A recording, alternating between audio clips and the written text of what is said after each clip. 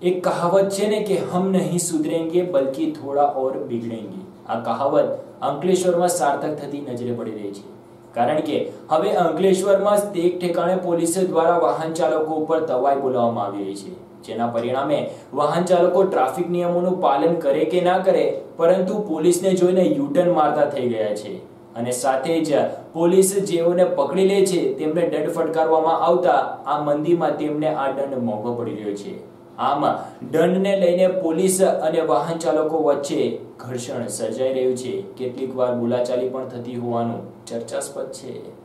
ભરૂચ શહેર અને જિલ્લામાં દિવસ પ્રતિ દિવસ ટ્રાફિક જામની પરિસ્થિતિનું નિર્માણ થઈ રહ્યું છે।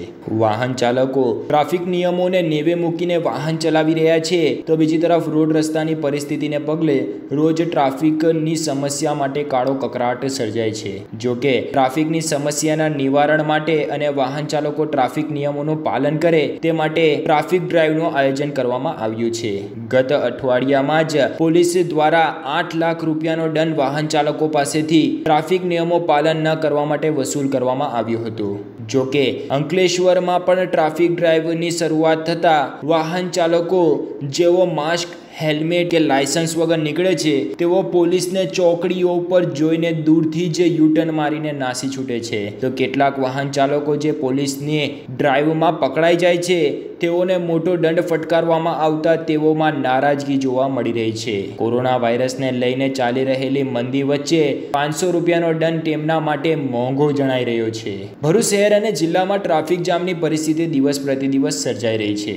રોજ સર્જાતા ટ્રાફિક જામની સ્થિતિને પગલે ઉચ્ચ અધિકારીઓ દ્વારા પોલીસને ટ્રાફિક ડ્રાઈવ માટેની સૂચના આપવામાં આવી છે, જેમાં જે વાહન ચાલકો અને ખાસ કરીને 2 વ્હીલરના ચાલકો જેઓ લાયસન્સ, પીયુસી, ઇન્સ્યોરન્સ, હેલ્મેટ અને માસ્ક વગર નીકળતા નજરે પડે છે તેમની સામે દંડનીય કાર્યવાહી કરવામાં આવી છે, તો 4 વ્હીલર ચાલકો કે જેઓ seat belt, mask, licence, insurance, RC book વગર નીકળે છે તો તેમની સામે પણ દંડનીય કાર્યવાહી કરવામાં આવે છે। અંકલેશ્વર શહેરમાં 3 રસ્તા સર્કલ, મહાવીર ટર્નિંગ, ચૌટા બજાર, તો અંકલેશ્વર જેડીસી વિસ્તારમાં એશિયન પેન્ટ ચોકડી, લુપિન કંપની સામે, વાલિયા ચોકડી જેવા વિવિધ વિસ્તારોમાં પોલીસ દ્વારા ટ્રાફિક ડ્રાઈવનું આયોજન કરવામાં આવી રહ્યું છે, જેમાં નિયમોનું પાલન ન કરતા વાહન ચાલકો સામે દંડનીય કાર્યવાહી કરવામાં આવતા વાહન ચાલકો હવે દૂરથી જ પોલીસને જોઈને ટર્ન મારતા થઈ ગયા છે। વાહન ચાલકોને દંડ મળતો હોવાને પગલે વાહન ચાલકોમાં પણ નારાજગી જોવા મળી રહી છે। વાહન ચાલકોના જણાવ્યા મુજબ હાલ કોરોના વાયરસને લઈને વેપાર ધંધો સ્થિર થયો નથી। બીજી તરફ 3 મહિના લોકડાઉન અંતર્ગત તેઓની આવકમાં ઘટાડો થયો છે, આવામાં 500 રૂપિયાનો દંડ તેમના માટે મોંઘો પડી રહ્યો છે, તો બીજી તરફ પોલીસ તંત્ર વાહન ચાલકો જો નિયમોનું પાલન કરે તો તેમને દંડ મળશે જ નહીં તેમ પણ જણાવી રહ્યા છે। આમ પોલીસની ટ્રાફિક ડ્રાઈવ અંતર્ગત વાહન ચાલકો હવે પોલીસને જોઈને દૂરથી જ ભાગતા થઈ ગયા છે।